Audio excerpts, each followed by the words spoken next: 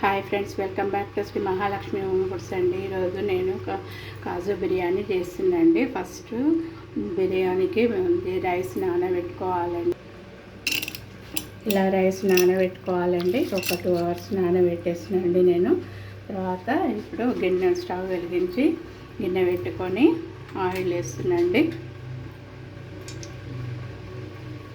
Oil కొంచెం వేడి కావాలండి.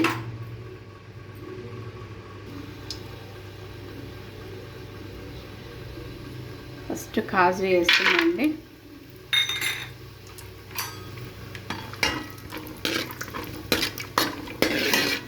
కాజు బిర్యానీ కాబట్టి కాజు వేస్తుందండి.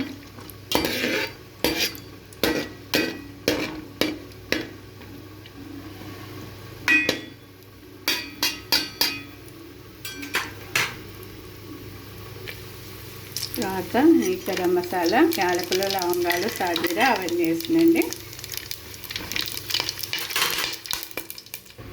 తర్వాత ఆనియన్స్ వేస్తుందండి.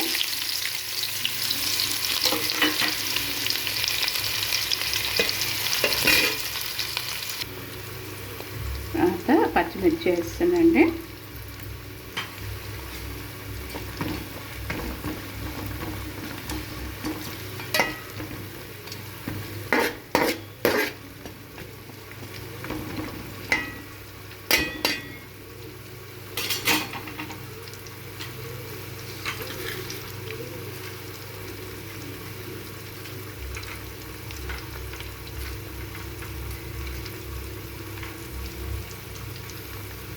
బిర్యానీ ఆకు, బిర్యానీ పువ్వు కూడా వేస్తున్నాం. కలుపుకోవాలండి.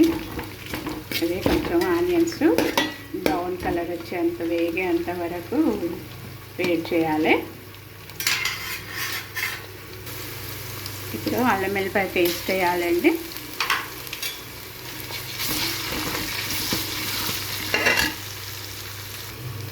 ఇప్పుడు కొత్తిమీర, పుదీనా వేస్తుందండి.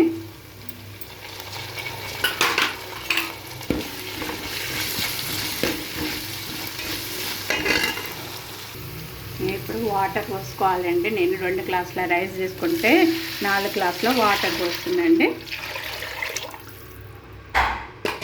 ఒకటికి 1 స్పూన్, 1 గ్లాసుకు 1 స్పూను, 2 గ్లాసులకు 2 స్పూన్లు అండి. నేను కోల్చి పెట్టుకున్నా. ఇప్పుడు ఇది మరగాలండి. బాగా మరిగినాక రైస్ వేసుకోవాలండి.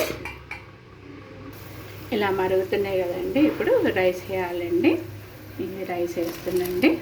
నేను వాటర్లో నుంచి తీసి పెట్టుకున్నా. ఇలా రైస్ వేయాలి.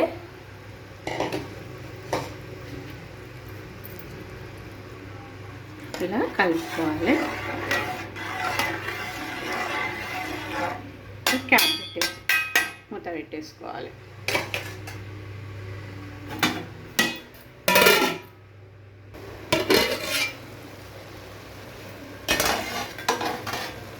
చాలా చక్కగా రెడీ అయిపోయిందండి. ఇప్పుడు దీన్ని ఏం చేయాలంటే 1 స్పూను నెయ్యి వేసుకోవాలండి.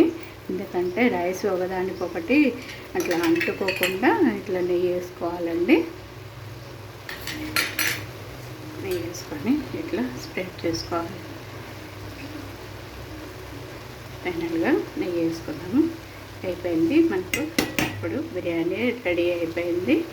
నా వీడియో కనుక చూసి మంచిగా మీరు కూడా ఇలా చేసుకోండి. నా వీడియో ఒక లైక్ చేయండి, షేర్ చేయండి, సబ్స్క్రైబ్ చేయండి. బాయ్.